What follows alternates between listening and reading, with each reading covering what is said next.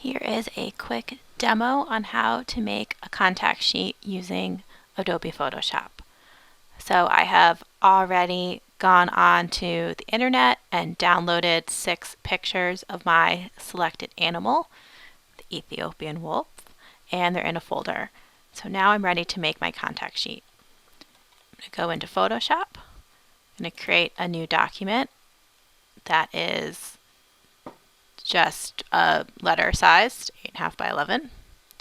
The resolution does not need to be high. If you want to print it out, maybe make it 150.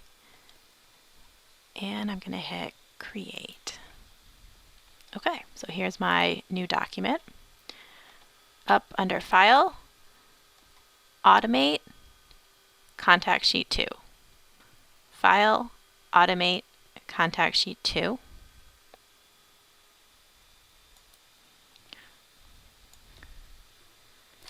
You get this pop-up window. I can either create a contact sheet using all the images in a selected folder, or I can select specific files. I will choose the folder since I have all my pictures inside this folder called Ethiopian Wolf Images. Alright, so we're going to hit choose. I will navigate to that folder.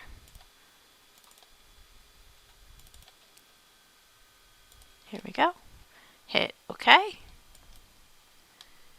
Alright, this is the size of the document that is going to be created.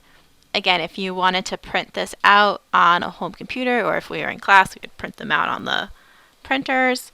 We would want to make this contact sheet 8.5 by 11 or slightly smaller to account for margins on the outside of the document. The resolution, again, doesn't have to be huge. So I'll leave this at 8 by 10. That's fine. Flatten all layers. That is fine. We can just use one piece of paper. We're just going to save this out as a PDF and reference it as we work through our project.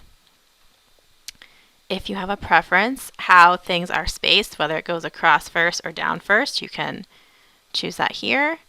Auto spacing is fine. And then you have to choose your number of columns and rows. So I have 6 pictures, so that would lay out the nicest in 2 columns and 3 rows, right?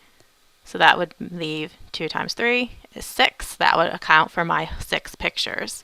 If you have numbers that are larger than the number of pictures you actually are planning on putting on this contact sheet, the pictures will just come in smaller to account for that many potential images.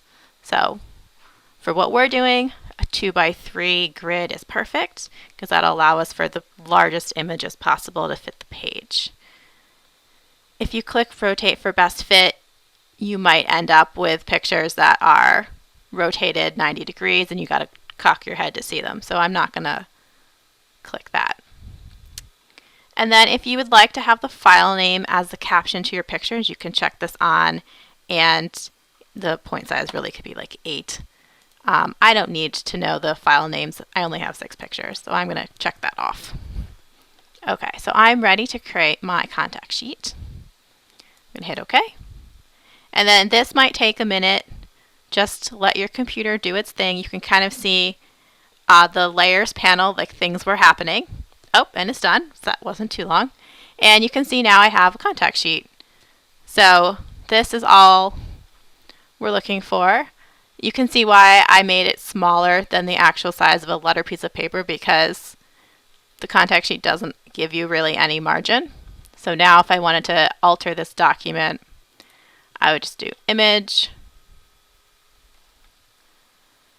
canvas size, change it to inches, and then from the center we can make this 8.5 by 11 and hit OK.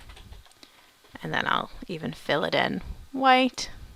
There you go. And now I have a great contact sheet. So I'm going to save this as a PDF, since that is what the assignment asked for.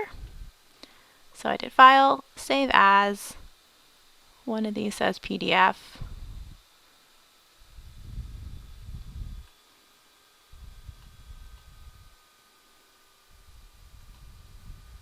Aha, found it. PDF. And I'm going to save it with my wolf images, contact sheet.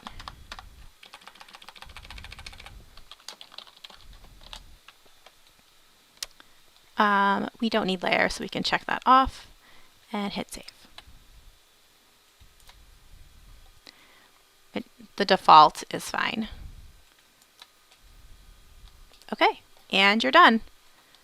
If I go back to my folder, you can see I've got a PDF here that I can open. And this is what I'm going to attach to my discussion forum thread as part of P2.3's assignment.